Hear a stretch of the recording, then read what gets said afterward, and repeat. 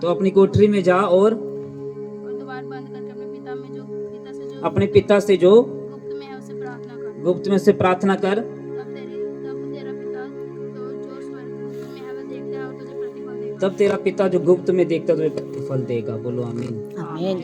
लिखा, परंतु जब तू प्रार्थना करे तो अपने भीतरी कक्ष में जा और द्वार बंद करके अपने पिता से जो गुप्त में प्रार्थना कर, और तेरा पिता जो गुप्त में देखता है तुझे प्रतिफल देगा। बोलो आमीन। प्रार्थना के पहाड़ पर लोगों को अपने जीवन के बारे में बता रहे थे, लोगों को बता रहे थे कि आपको क्या करना है, क्योंकि यीशु मसीह का पहला प्रचार प्रार्थना पहाड़ से शुरू हुआ था। जब यीशु मसीह ने अपना पहला प्रचार 30 साल की उम्र के बाद शुरू किया तो बाइबल कहती है वो प्रार्थना पहाड़ के ऊपर थे। कहाँ थे वो? प्रार्थना पहाड़। अगर आप इस प्रार्थना को देखेंगे तो ये प्रार्थना पहाड़ के ऊपर कहेगी, उनके शब्द हैं उनके मुंह से निकले हुए। और प्रार्थना पहाड़ के ऊपर वो एक बात कह रहे थे कि जब तू क्या कर, जब तू प्रार्थना कर, क्या कर? उसने ये नहीं कहा अगर तू प्रार्थना करे।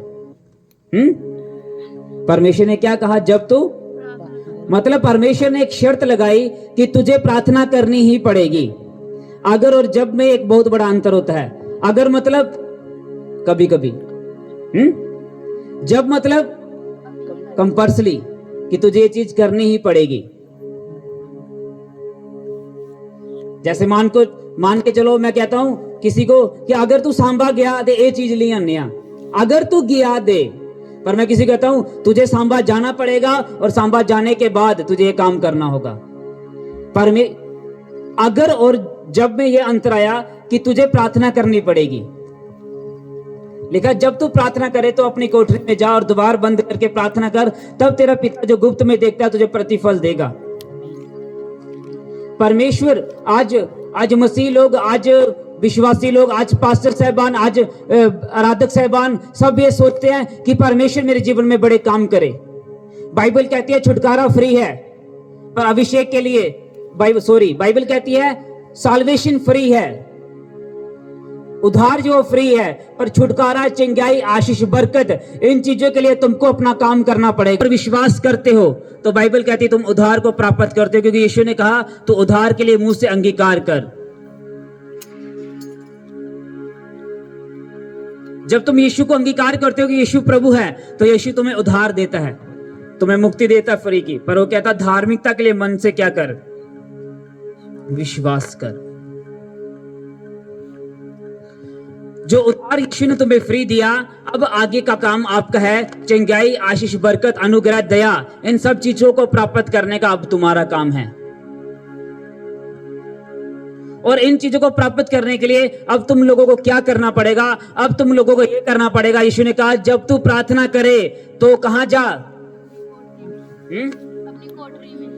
कोठरी मतलब अपने कमरे में जा और पिता से गुप्त में मांग, तब तेरा पिता जो गुप्त में देखता है तुझे प्रतिफल देगा। यीशु ने ये नहीं कहा अगर तू प्रार्थना करगा तो काम बनना। यीशु ने कहा तुझे प्रार्थना करनी ही पड़ेगी। यीशु ने कहा तुझे ये काम करना पड़ेगा। यीशु ने कहा तुझे मेरे साथ समय बिताना होगा।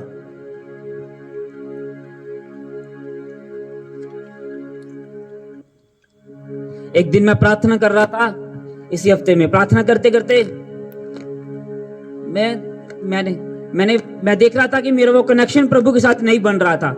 मैंने अपने जीवन में शॉर्ट किया कि कौन सी चीजें मुझे प्रभु से नहीं जुड़ने दे रही थी। मैंने सबसे पहले उन चीजों को दूर कर दिया। उससे सबसे पहले मेरा फोन था। आज मैंने 2 दिन अपने फोन को देखे हुए,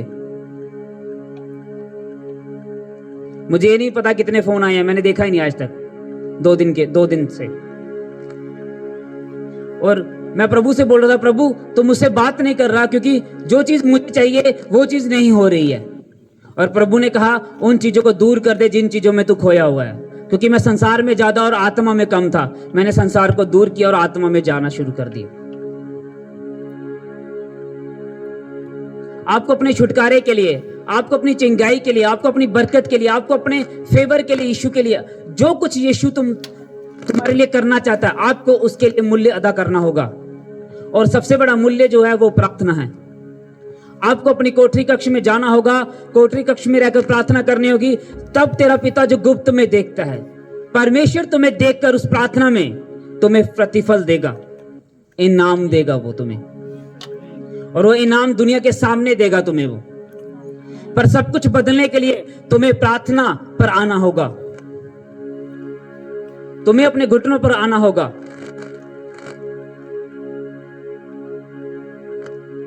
तुम्हें अपने केस सॉल्व करने के लिए, अपनी चीजों को सॉल्व करने के लिए प्रार्थना कक्ष में जाना होगा।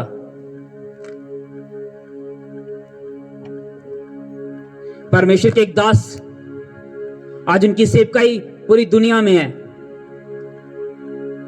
उन्होंने कहा मैं एक व्यक्ति के साथ सेवा करता था और व्यक्ति मुझे छोड़कर चला गया। जब वो मुझे छोड़कर गया तो मेरी सेवकाई को एक बहुत बड़ा धक्का लगा और 3 साल लग गए मुझे अपनी सेवकाई में खड़े होने के लिए। और 3 साल के बाद जब मैं सेवकाई शुरू की तो धीरे धीरे मेरी सेवकाई आगे बढ़ रही थी और मैंने अपने शरीर का सारा जोर लगाया कि मेरी सेवकाई बढ़े, मेरी सेवकाई में बड़े बड़े काम हो। मैंने वो सब प्रयास किए अपने शरीर में रहकर जो मुझे करने चाहिए थे। फिर एक दिन प्रभु का वचन मेरे पास आया कि ना बल से ना शक्ति से, जो कुछ होगा प्रभु की आत्मा से। और उस वचन को मैंने कसकर पकड़ा और मैं प्रार्थना में चला गया और प्रार्थना की कोठरी में जाकर समय बिताने लगा प्रभु के साथ। और जब प्रभु के समय बिता रहा था, बिताते बिताते मुझे सालों गुजर गए। सालों के बाद प्रभु ने मुझे ऐसा जवाब दिया कि एक दिन मैं सपने में सो रहा था। सपने में मैंने क्या देखा कि मैं समुद्र पे किश्ती में जा रहा हूँ और वो किश्ती बड़ी स्पीड से दौड़ रही है। उस सपने के बाद, उस दर्शन के बाद उसने कहा मेरी पूरी लाइफ और मेरी पूरी सेवकाई बदल गई यीशु के नाम से। आज मेरी सेवकाई पूरी दुनिया में है। आज मेरी सेवकाई पूरी दुनिया में है। पर वो इत्तेफाक नहीं है कलीसिया।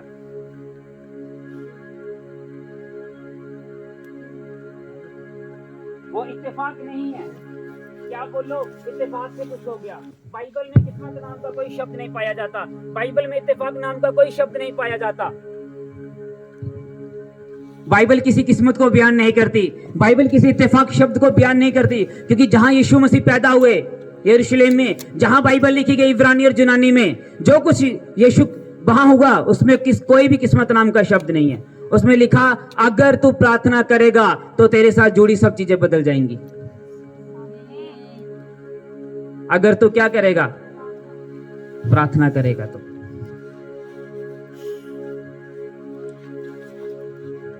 आज कलीसिया प्रभु को वो समय नहीं देती है, तभी प्रभु उनके साथ काम नहीं करते हैं। आज वो प्रभु की हजूरी को आम सा जानते हैं। बाइबल कहती है जहां झूठ शब्द आता है वहां पे डाइवलोस शब्द, झूठ का मतलब है डाइवलोस, यूनानी भाषा में डाइवलोस का मतलब है शैतान का काम करना। आज कलीसिया आसानी से झूठ बोल सकती है, आसानी से पास्टर को गुमराह कर सकती है, पर इसे एक बात मालूम नहीं है, जब उसने झूठ बोला था बाइबल कहती यूनानी भाषा में वहां डाइवलोस शब्द इस्तेमाल हुआ और उसका मतलब था उसने शैतान का काम कर दिया और शैतान को अपने जीवन में आमंत्रित कर दिया। दरवाजा खुल गया। सिर्फ एक छोटा सा झूठ काफी आपके जीवन में शैतान का काम करने के लिए, बस एक झूठ, ज्यादा नहीं चाहिए उसे। क्योंकि जहां बाइबल लिखी गई वहां कहता है शैतान का काम हो गया यूनानी भाषा में। जब कलीसिया साहिबान कोई भी झूठ बोलती है, कोई भी छोटा सा झूठ, तो बाइबल कहती है शैतान का दरवाजा खुल जाता है। तो सोचो हमारा परमेश्वर कितना पवित्र होगा, सोचो हमारा परमेश्वर कितना पाक होगा। और आज कलीसिया के लिए, लोगों के लिए, प्रभु के प्यारों के लिए झूठ बोलना तो एक आसान सी बात है। और फिर कलीसिया कंप्लेन करती है परमेश्वर तू इतना क्या नहीं किया। तो क्या तुमने अपनी जिंदगी को कभी नोट किया? क्या तुमने परमेश्वर के लिए क्या किया? तुमने परमेश्वर के लिए कौन सा काम किया कि परमेश्वर तुम्हारे लिए भी कोई काम करे? उसने कहा जब तू प्रार्थना करे, जब तू अपनी कोठरी में जाएगा परमेश्वर तुझे इनाम देगा।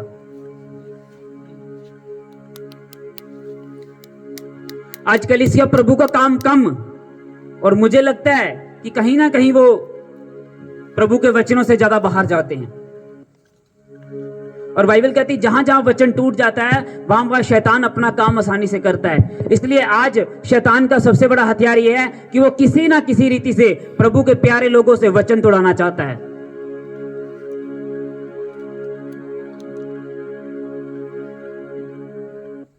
शैतान को एक बात मालूम है कि अगर इस व्यक्ति को मुझे हराना है, अगर इस व्यक्ति को मुझे ट्रबल में डालना है, परेशानी में डालना है, तो मुझे वचन तोड़ाना है। और प्रार्थना ना करना भी वचन तोड़ना है। प्रार्थना ना करना भी वचन तोड़ना है। और जब तुम प्रार्थना नहीं करते हो तो तुम्हारे जीवन में वो काम नहीं होता ये यीशु तुमसे चाहता है। और जब काम नहीं होता तो तुम लोग कंप्लेन करते हो कि यीशु ऐसा क्यों।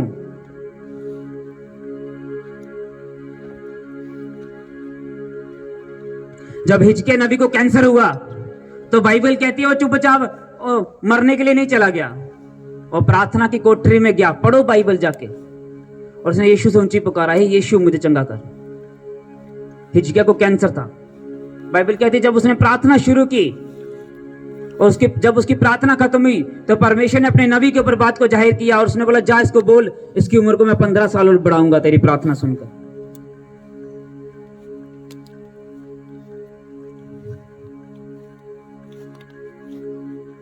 और हिजकिय्याह नबी की उम्र 15 साल और बढ़ी।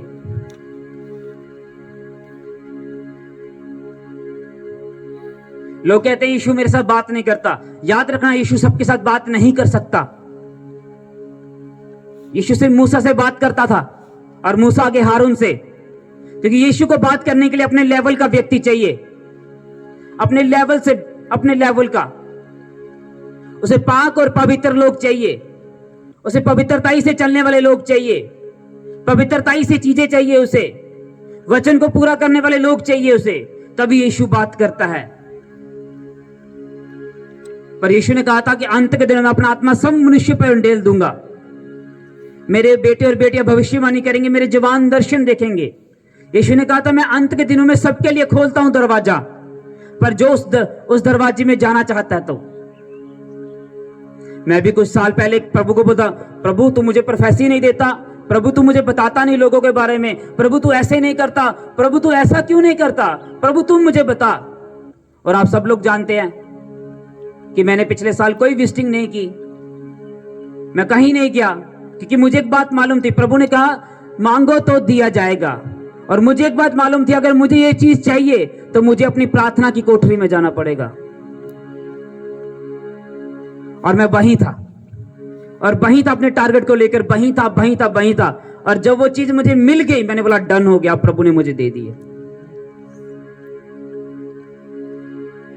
उसने कहा जब तू प्रार्थना करे, तुम्हें प्रार्थना करनी पड़ेगी प्रभु के आगे जाकर, नहीं तो शैतान तैयार है लोगों को गिराने के लिए। क्योंकि जब तुम प्रार्थना करते हो तो क्या होता है पता है? ये होता है कि प्रभु से तुम बातें करते हो। क्या होता है? क्या होता है? प्रभु को तुम अपनी सुनाते हो कि प्रभु मेरे जीवन में ये चल रहा है। अगर तुम्हें डॉक्टर को बताना है तो तुम्हें डॉक्टर के पास जाओगे तो डॉक्टर बोलता है क्या परेशानी है। डॉक्टर जाते थोड़ी सीधी दवाई देता है तुम्हें, वो तुमसे पूछता है क्या परेशानी है। फिर तुम उसे बताते हो, हाँ जी मेरे थे ढिड पीड़ हो रही है, हाँ जी मेरे लत दर्द हो रही है, हाँ जी ऐसा हो रहा है ऐसा। वो बोलता है ठीक है ये दवाई ले लेना और इसके साथ परहेज भी करना। क्या करना? बोलता है बिना परहेज के दवाई किसी। और याद रखो उस प्रार्थना का कोई उत्तर नहीं है जो प्रार्थना बिना पवित्रता के की जाएगी। किसी काम की नहीं वो प्रार्थना।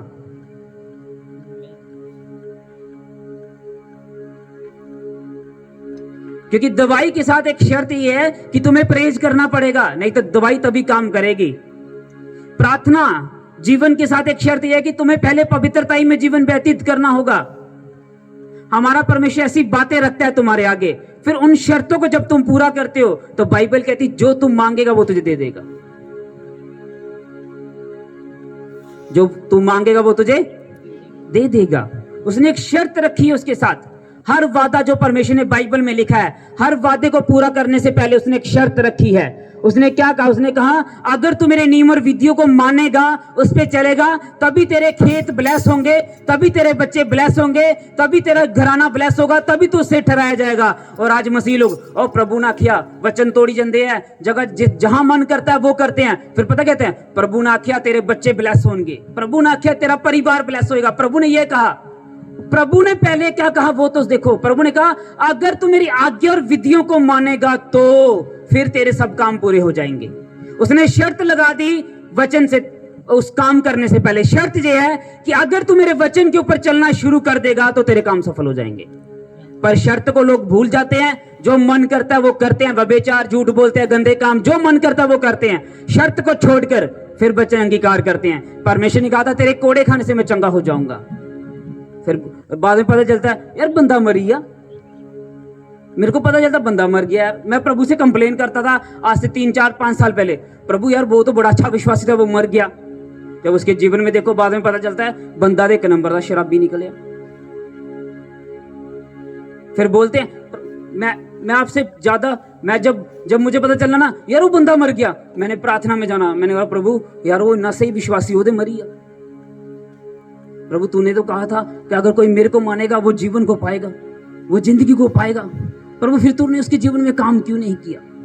मैंने प्रभु से सवाल पूछने जाके, और मैंने बाइबल, जब तुम प्रार्थना करते हो तो तुम परमेश्वर को सुनाते हो, पर जब तुम बाइबल पढ़ते हो परमेश्वर तुम्हें बताता है फिर। और मेरी आदत ये थी कि जब मैं अपने काम पे होता हूं मैं वहां प्रार्थना नहीं कर सकता, पर मैं बाइबल पढ़ सकता था। मैंने घंटों वहां पे बाइबल पढ़ी और एक एक सवाल का जवाब मेरे परमेश्वर ने मुझे दे दिया। और मुझे अब ये समझ आई कि ये बंदा क्यों मर जाता है, ये बंदा क्यों बीमार होता है, ये बंदा क्यों परेशान होता है। परमेश्वर ने मुझे एक एक सवाल का जवाब उस बाइबल को पढ़कर दिया। तुम्हारे सारे केस बाइबल में लिखे हुए हैं। क्योंकि आज मसीह लोग वादे याद रखते हैं पर शर्त याद नहीं रखते। शर्त क्या? यीशु ने जो कहा था। डॉक्टर ने कहा दवाई ता काम करनी अगर परहेज करगा, नहीं तो दवाई को हाँ काम देनी। याद रखना वो वादा जो परमेश्वर ने तुम्हारे साथ किया है वो तभी काम उस पर होगा जब तुम शर्त को पूरा कर दोगे। और जब तुमसे प्यारे लोगों से काम नहीं होता है फिर वो क्या करते हैं? बहानेबाजियां लगाते हैं। क्या लगाते हैं? बहानेबाजियां। जी पास्टर जी ऐसा कहता है, जी पास्टर जी ऐसा कहता है, पास्टर जी ऐसा कहता है, और तुम वर्शिप अच्छी नहीं करते हो। और यार मेरे लिए थोड़ी करनी है वर्शिप तुमने, या मेरे लिए करते हो तुम लोग कुछ?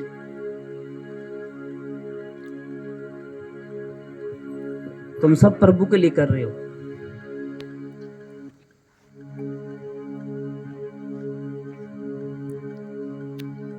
बाइबल कहते हैं यीशु मसीह का जीवन अगर आप देखो तो यीशु मसीह के जीवन में एक सबसे सारी बातें बड़ी अच्छी थी। यीशु मसीह एक प्रार्थना योद्धा थे। बाइबल को अगर आप पढ़ो तो बाइबल कहती है वो भोर को जल्दी उठकर प्रार्थना करने जाते थे। भोर कौन सा समय? 4 बजे का, 3 बजे का, 2 बजे का, 5 बजे का, जब उनको उनकी नींद खुल जाती थी। याद रखना अगर तुम कुछ भी करना चाहते हो मसीह जीवन में और बदलाव चाहते हो तो तुम्हें उस चीज को प्रार्थना में लेकर प्रार्थना करनी पड़ेगी। और बाइबल कहती है अगर तूने शर्तें पूरी कर दी मेरी और उसके साथ तूने मांगा तो दिया जाएगा। उसने कहा ढूंढो तो पाओ, खड़ तुम्हारे लिए खोला जाएगा। बाइबल कहती है, पर उसने एक शर्त रखी है पहले कि उसके वचनों को पूरा करना।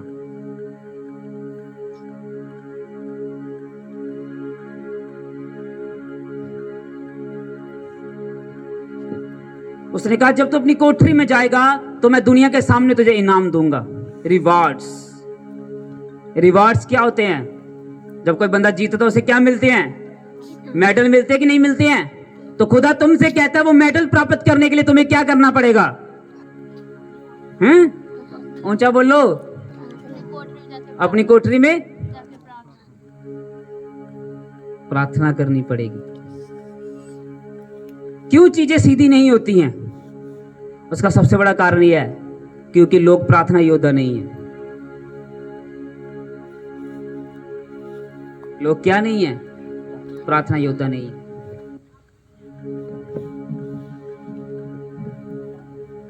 जितना बड़ा आपका केस होगा उतनी बड़ी प्रार्थनाएं आपको चाहिए। कैंसर के लिए सिर दर्द की टिक्की से कोई इलाज नहीं होता, उसके लिए कीमोथेरेपी जो भी इलाज होता है। टीबी के रोग के लिए 6-6 महीने दवाइयां खाना पड़ती हैं और सिर दर्द के लिए एक गोली काफी है। जितना बड़ा आप केस प्रभु के सामने रख रहे हैं, आपको उतनी बड़ी प्रार्थनाएं प्रभु के सामने करनी होगी, जाकर उसकी हजूरी में जाकर।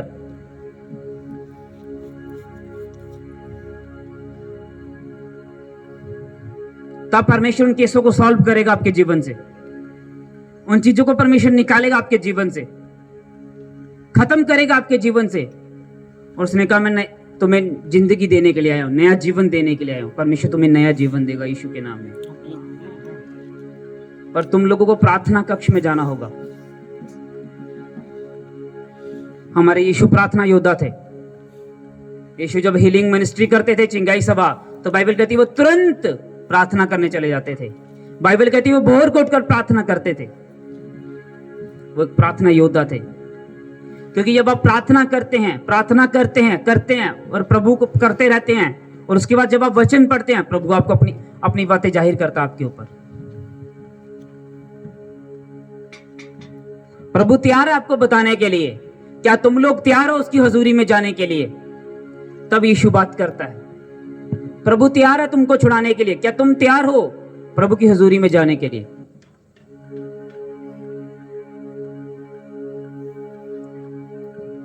मैंने कभी आराधना नहीं की, पर मैं जब यहां आता हूं तो मैं कोई घर से कोई 4-5 घंटे प्रैक्टिस करके थोड़ी आता हूं। क्योंकि जब मैं प्रार्थना कक्ष में होता हूं तो मैं आराधना करता हूं। क्योंकि हमारे पास यीशु को देने के लिए क्या है? सिर्फ आराधना ही तो है। उसकी तारीफ करने के लिए क्या है? सिर्फ आराधना तो है, और कुछ नहीं है हमारे पास यीशु को देने के लिए। सोना चांदी ये सब हमारे पास रह जाएंगे, पर उसकी आराधना, उसकी तारीफ जो हम उसे देते हैं, बाइबल कहती है स्तुतियों के बीच में विराजमान रहता है हमारा परमेश्वर।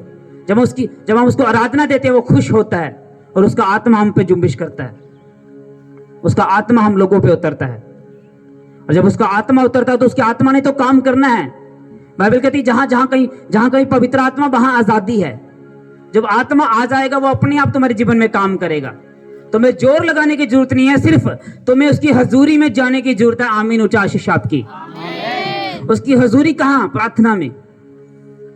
उसकी हजूरी कहां? पवित्रताई में। बाइबल कहती जब पवित्र आत्मा दिन को बादल का खंभा बनके और रात को आग का खंभा बनके इजरायलियों के साथ चलता था, तो बाइबल कहती है, अगर आप गहरा पढ़ोगे उसे, जहां पे बाइबल लिखी है इब्रानी जुरानी में, तो लिखा कि जब वो आत्मा रास्ते में अगर कोई सांप आ जाता तो परमेश्वर सांप को साइड करता था अपने लोगों के लिए। अगर रास्ते में कुछ भी आ जाता था परमेश्वर से अलग करता था। परमेश्वर ने किया नहीं क्या? समुद्र के 2 भाग नहीं किए, तो किसने किए? प्रभु की आत्मा ने। वो दिन को बादल का खंभा बनकर, रात को आग का खंभा बनकर अपने लोगों की अगुवाई करता था।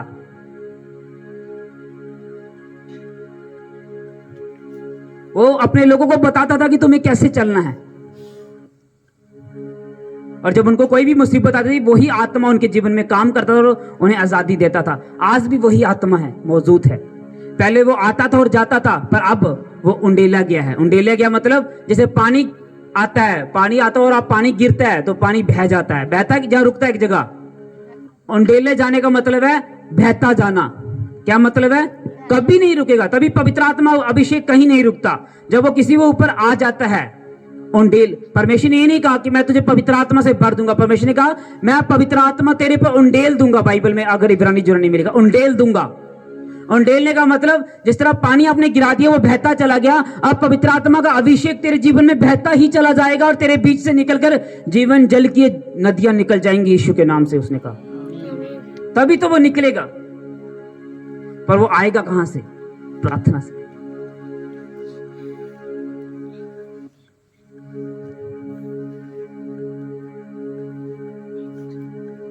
अगर तुम्हारे जीवन में प्रार्थना का कोई स्थान नहीं है तो याद रखना तुम्हारी जिंदगी लड़खड़ाई होगी, तुम्हारी चीजें लड़खड़ाई होंगी। कंप्लेन करने से नहीं, प्रभु उनकी सुनता है जो उसके वचनों पर चलते हैं। तभी परमेश्वर ने कहा था तुम लोगों को कैसे पहचानोगे? उनके फलों से पहचान लोगे, उनकी चीजों से पहचान लोगे। उसने कहा जब तू प्रार्थना करे तो अपनी कोठरी में जा, तब तेरा पिता जो तुझे गुप्त में देखता है तुझे प्रतिफल देगा। कितना समय है तुम्हारा प्रार्थना के लिए? परमेश्वर ने 2.5 घंटे रखे हुए हैं। क्या तुम लोग देते हो 2.5 घंटे? 2.5 में से जितना तुम खा जाओगे शैतान उतना अटैक करेगा। अगर 8 घंटे तुम काम कर लो, 8 घंटे तुम सो लो और 5 घंटे तुम रसोई में भी काम कर लो, जानवरों का भी काम कर लो, फिर भी तुम्हारे पास 3 घंटे बच जाते हैं प्रभु की हजूरी में बीते। 8 घंटे तुम सोने में गुजार दोगे, 8 घंटे अगर तुम काम में बिता दोगे और 5 घंटे तुम खाना पीना जानवरों को बिता, तब भी तुमके पास 3 घंटे बचते हैं प्रभु की हजूरी में। 3 घंटे।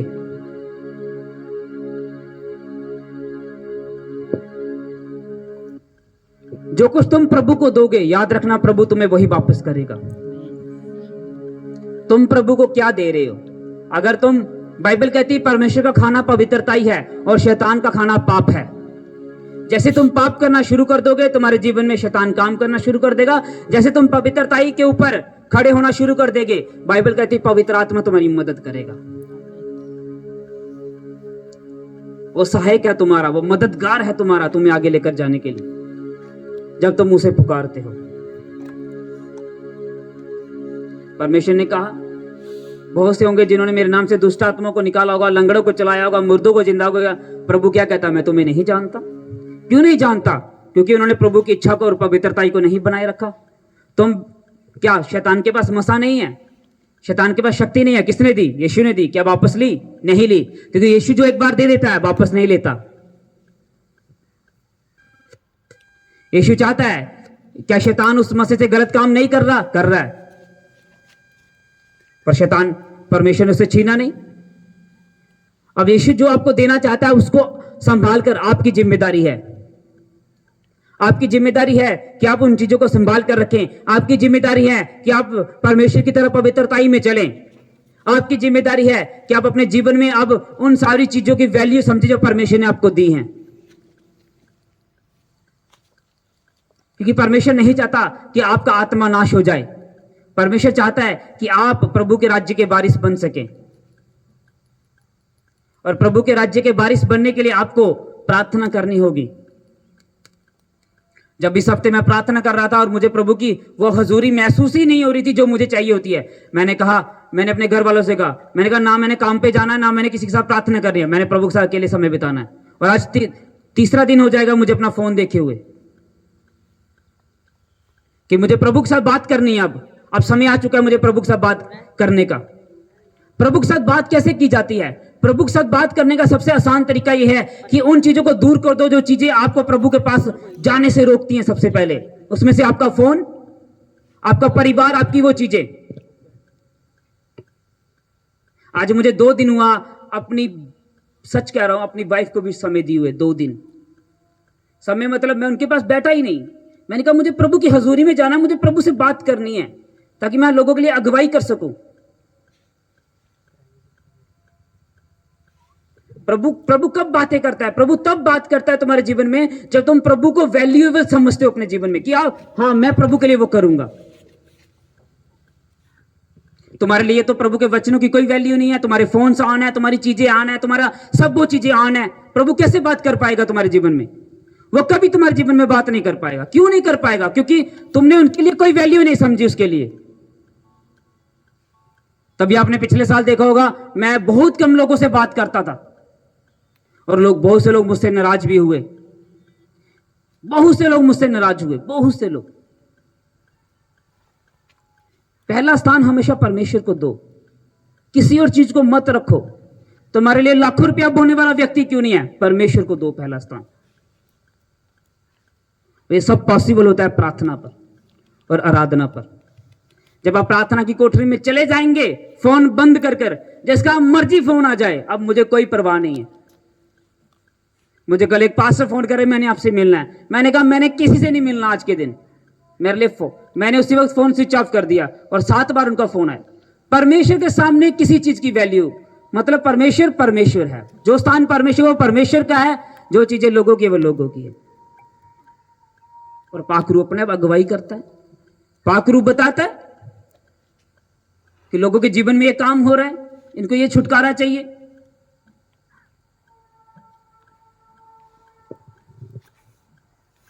पर आज मसीह लोगों के जीवन में प्रार्थना का कोई स्थान नहीं है, कोई स्थान नहीं है, कोई जिम्मेदारी नहीं है उनकी, किसी चीज की कोई जिम्मेदारी नहीं समझते हैं वो।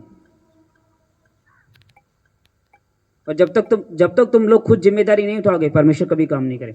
मैं जब लोगों के घर प्रार्थना करने जाता हूं, मैं इनको बोलता हूं, मैंने कहा परमेश्वर ने अपना काम कर दिया, परमेश्वर ने तुम्हें डिलीवर करना था, वो कर दिया उन्होंने।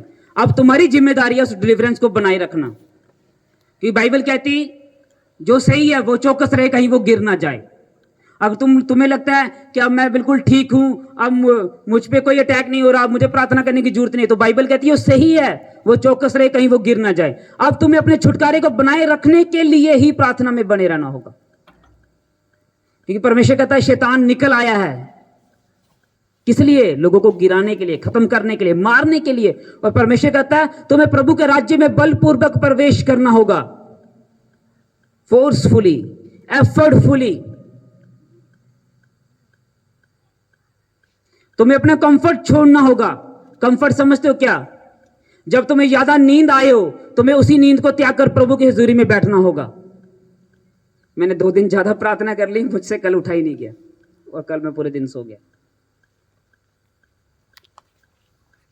प्रभु बात करता है, पर हम कितना उसके साथ बात करते हैं। जितना हम उसके नजदीक चले जाएंगे, वो उतना ही हमारे नजदीक आ जाएगा, उतना ही। पर उसने कहा जब तू प्रार्थना करे तो अपनी कोठरी में जा। पर आज लोग कैसे कोठरी में जाते हैं? फोन, चीजें, काम साथ लेकर जाते हैं कोठरी में। ये सब चीजें साथ लेकर जाते हैं कोठरी में। पर तुम्हें कैसे जाना कोठरी में?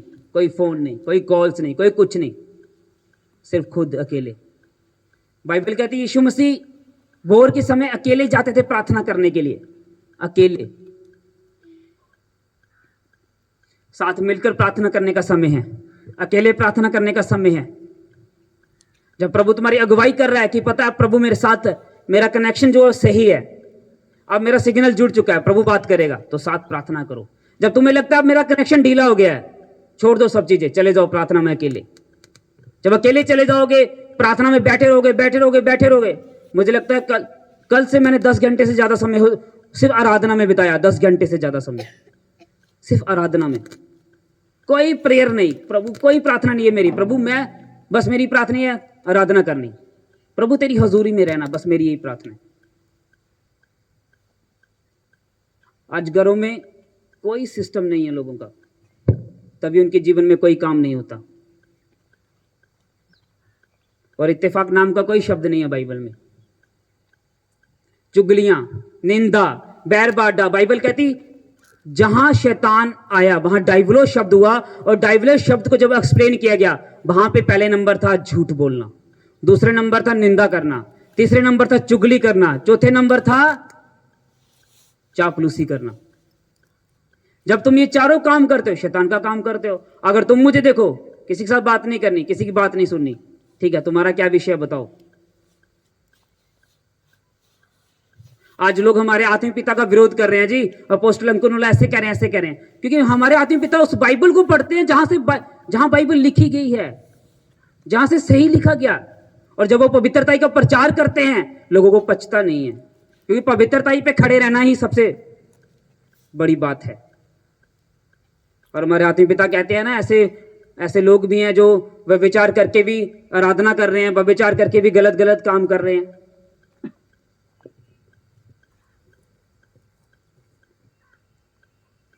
परमेश्वर क्या करेगा पता है?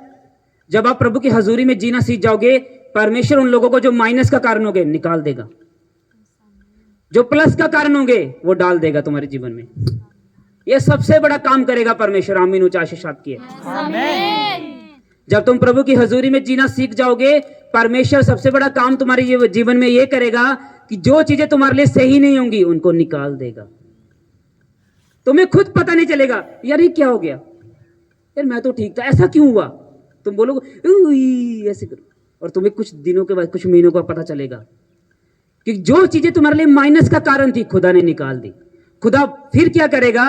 तुम्हें बढ़ाने के लिए जो चीजें तुम्हारे बढ़ने का कारण होंगी उसे ऐड कर देगा। क्योंकि परमेश्वर ने क्या कहा था कि जब तू मेरे राज्य की खोज करेगा तो दुनिया की सब वस्तुएं तेरे पीछे ऐड कर दी जाएंगे, यीशु नासरी के नाम से।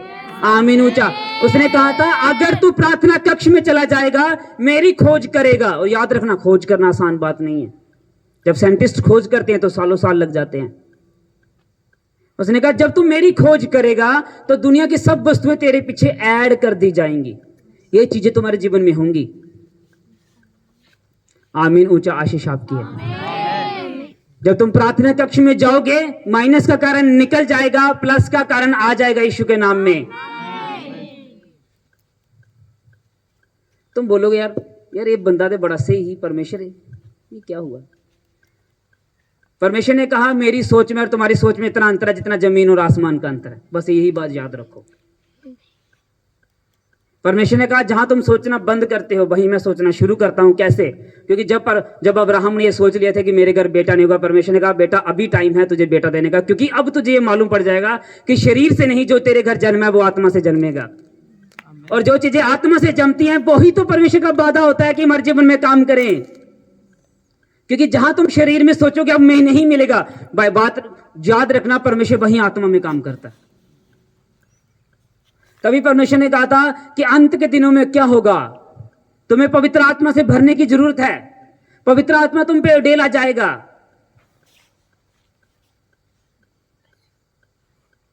हालेलुया।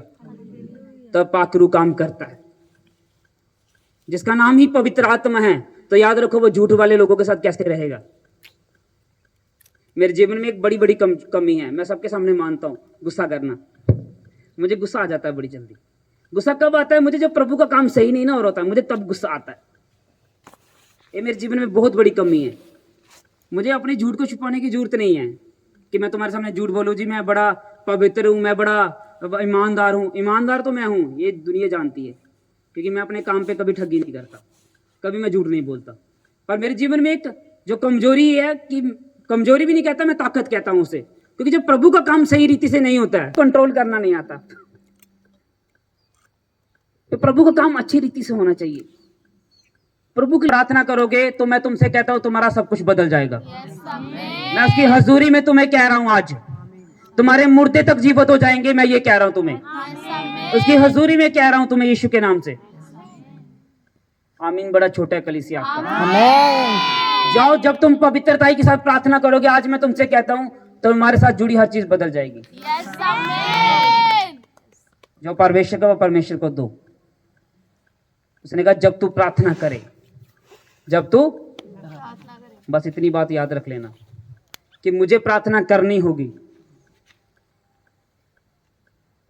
फेक प्रोफेसियां सारे कर देते हैं, ये हो गया जी, ये हो गया, ये हो गया। पर एक्यूरेट प्रोफेसी करने के लिए आपको घंटों बिताने होंगे उसके रूम प्रभु के साथ। और लोग जानते हैं इस कलीसिया में अगर प्रोफेसी होती है तो वो एक्यूरेट होगी, वो झूठी नहीं होगी। अगर खुदा ने बता दी है बात तो मैं इतना विश्वास करता हूं वो सच होती है। क्योंकि जब हम पवित्रता से उसकी हुजूरी में चलते हैं, परमेश्वर काम करता है। उसने कहा जब तू प्रार्थना करे अपनी कोठरी में जाओ और द्वार बंद करो। पिता से गुप्त में मांगता है उससे क्या कर। जब तेरा पिता तुझे गुप्त में दे उससे क्या कर, तब तेरा पिता तुझे क्या देगा? इनाम देगा। इनाम चाहने के लिए तुम्हें क्या करना पड़ेगा? गुप्त में उसके साथ समय बिताना होगा। जब बंधनों में पूरी उम्र जीना चाहते हो, बीमारियों में पूरी उम्र जीना चाहते हो, या आजादी से जीना चाहते हो, अब ये तुम्हारे ऊपर निर्भर करता है। हालेलुया। जब तू क्या करे, जब तू क्या करे, क्योंकि जब तुम प्रार्थना करोगे तो अपने छुटकारे के लिए, अपनी चिंगाई के लिए, अपनी बरकत के लिए, अपनी आशीष के लिए प्रभु को मूल्य दोगे। क्या दोगे? और जब तुम मूल्य दोगे, बाइबल कहती है तुम उसे हरा नहीं सकते। अगर उसने सुलेमान के लिए घर बनाया, सुलेमान ने प्रभु के लिए घर बनाया, तो प्रभु ने सुलेमान को उससे बड़ा घर दे दिया। जब तुम उसे मूल्य दोगे तो वो तुम्हारे मूल्य को देखकर तुम्हें वापस कर देगा। तुम्हें क्या कर देगा? वापस कर देगा। और शैतान का काम छोड़ दो, झूठ बोलना, निंदा करना, चुगलियां करना। अगर मेरे पास टीम हो फोन उठाने के लिए, मैं तुमसे कहता हूं मैं किसी का फोन नहीं उठाऊं, मैं सिर्फ प्रभु की हजूरी में रहूं। मुझे फोन इसलिए उठाना पड़ता है क्योंकि मुझे एक बात मालूम है कि अगर मैंने तुम्हारे साथ बात नहीं की, तुम लोग स्लिप हो जाओगे। क्यों स्लिप हो जाओगे? तुम बोलोगे साड़ा पास्टर दे कमंडी हुई है, ਉਹਦੇ ਕੋਲ 100 लोग हो ये ना। क्योंकि प्रभु से लेने के लिए एक तरीका है। आप उस तरीके से बाहर चले जाएंगे तो प्रभु आपको कभी नहीं देगा। आपकी सब्जियां जो घर बनती है ना, बनाने से पहले पानी डाल दोगे ना तो सब्जियां कभी नहीं बनेंगी, वो तरीके से बनती हैं। किसे बनती हैं? प्रभु से बात करने का एक तरीका है, प्रभु से काम, क्योंकि तुम्हें प्रभु को देना पड़ेगा तभी प्रभु तुम्हें वापस देगा, इतना याद रखना। पर आज कलीसिया देना नहीं चाहती है, लेना चाहती है। प्रभु ने कहा था लेने से क्या कहा था? देना भला है। क्या देना चाहिए प्रभु को? अपना मूल्य, प्रार्थना का, पैसों का।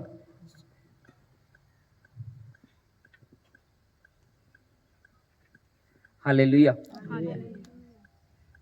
जब तुम दोगे तो खुदा तुम्हें वापस कर देगा।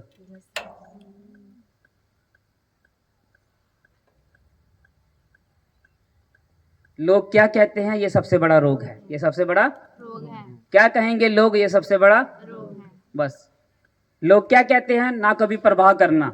याद रखना, प्रवाह इस बात की करना कि क्या परमेश्वर मुझसे क्या कह रहा है।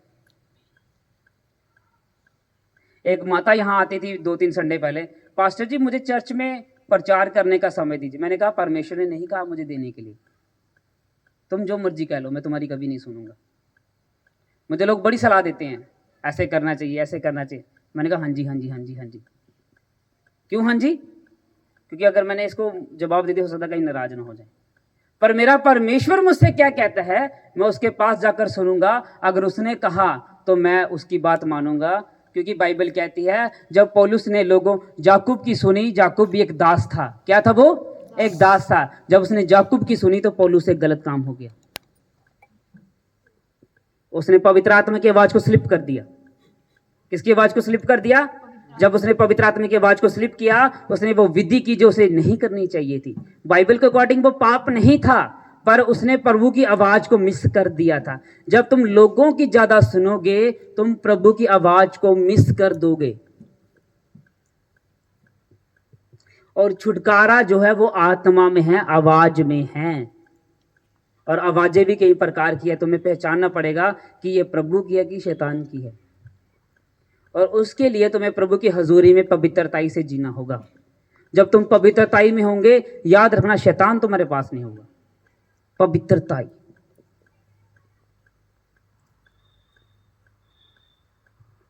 यीशु मसीह जाते जाते हमें क्या दे गया था? पवित्रताई। हालेलुया। इसलिए जब तू प्रार्थना करे तो अपनी कोठरी में जा। और पौलुस ने जब उस आवाज को मिस किया तो पौलुस से क्या हुआ? सही काम नहीं हुआ।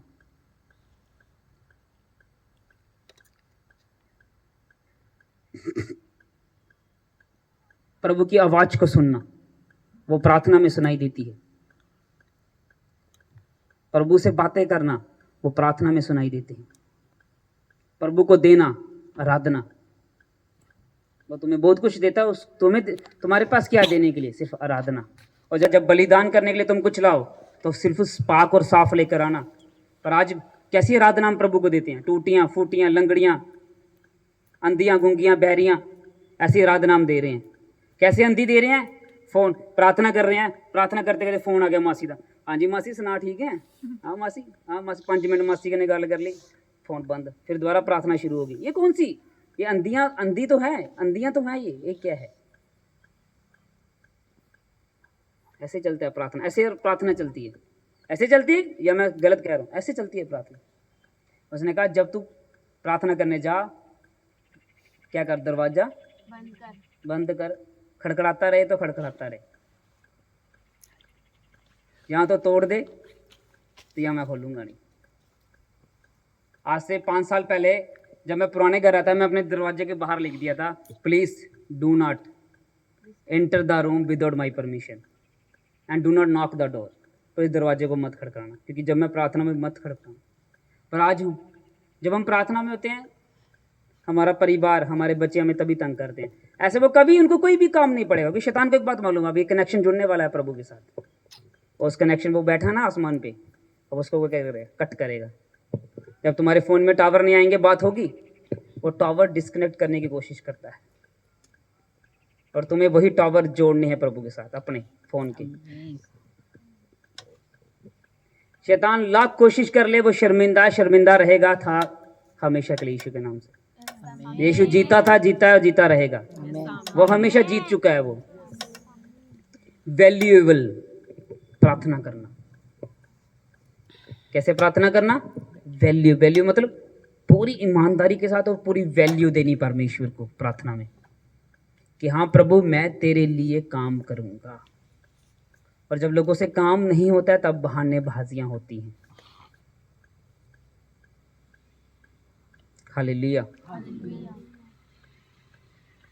मैंने देखा है कलीसिया को प्रभु का काम करने के लिए 10-10 दिन ढीले रह सकते हैं, पर अपने घर का काम करने के लिए आधे घंटे में करते हैं। अगर तुमने प्रभु का काम ढीला किया तो याद रखना, वो एक डायरी है प्रकाशित वाक्य में लिखा, परमेश्वर उसको नोट कर रहा है। और कोई काम तुमको बोलो तो उस काम को करने के लिए तुम 10-10 दिन लगाते हो, पर तुम्हारे घर का काम होगा तुम उसे फटाफट करते हो। प्रभु के लिए जितना तुम ढीला करोगे, प्रभु तुम्हारे लिए कहीं ना कहीं उतना ढीला कहीं ना कहीं रखा होगा उसने। हालेलुया। इसलिए एक जिम्मेदार इंसान बन जाओ। क्या बन जाओ? जिम्मेदार।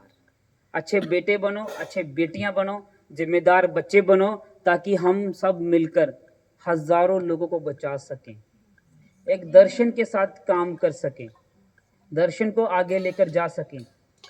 लोग 20-20 साल से चर्च जा रहे हैं पर उनके पास कोई छुटकारा नहीं है। सच कह रहा हूं मैं, लोगों को मैंने चर्च जाते हुए देखा है। एक परिवार में मैं अभी गया था, कोई पिछले 2-3 हफ्ते पहले, 15-20 साल से चर्च जा रहे हैं पर आज उनकी हालत, मैं कह रहा हूं, अन्य जाति लोगों से भी ज्यादा खराब है। क्या प्रभु हमारा कहीं उनके जीवन में काम कर रहा है? खराब। क्योंकि बाइबल कहती जब तू प्रभु के लिए नहीं करेगा तो प्रभु तेरे लिए नहीं करेगा। क्योंकि छुटकारे को लेने का, प्राप्त करने का एक तरीका है, हीलिंग और डिलीवरेंस लेने का एक तरीका है। आपको उन तरीकों में रहकर ही हीलिंग और डिलीवरेंस पानी पड़ेगी। हालेलुया। इसलिए जब तू प्रार्थना करे, कोठरी बंद कर लो, तो प्रार्थना करो, प्रभु के साथ बात करो, प्रभु तुम्हारे साथ वापस बात करेगा।